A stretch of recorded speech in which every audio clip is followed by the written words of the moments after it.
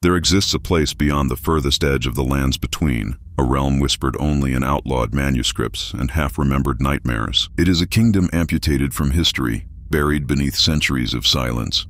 The exiled lands where grace never fell, and where the Erd tree's light ends in a jagged, broken horizon. The Golden Order teaches that all life yearns toward grace, but there were peoples for whom grace never reached. Tribes the greater will saw and, in its cold judgment, dismissed. These forsaken souls, the ungiven, were driven into a distant wasteland and sealed away, not with mercy, but with erasure. Their banishment was so absolute that even memory was commanded to forget them, and memory obeyed. Yet the exiled lands endured. What little can be gleaned from the fractured records paints a landscape wounded by divine abandonment. Under a bruised twilight sky hangs a cracked, dying moon, shedding pale dust like falling ash. Mountains crumble into black dunes. Forests twist into skeletal shapes, forever reaching for a sun that has forsaken them.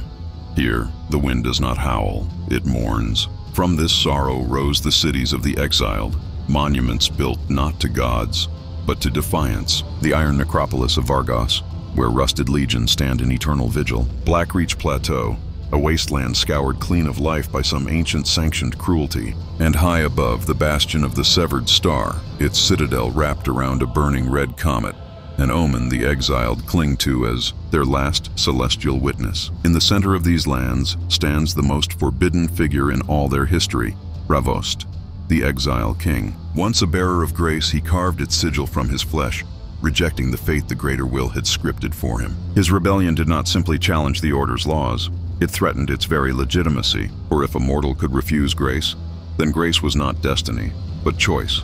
Marika feared that truth. So Ravost was sealed with his people, condemned to a century of half-life. Legend claims he still waits, suspended between breath and death, guarding a power the Golden Order could never command. A power older, deeper, perhaps even more honest than grace. For this is the true secret of the exiled lands.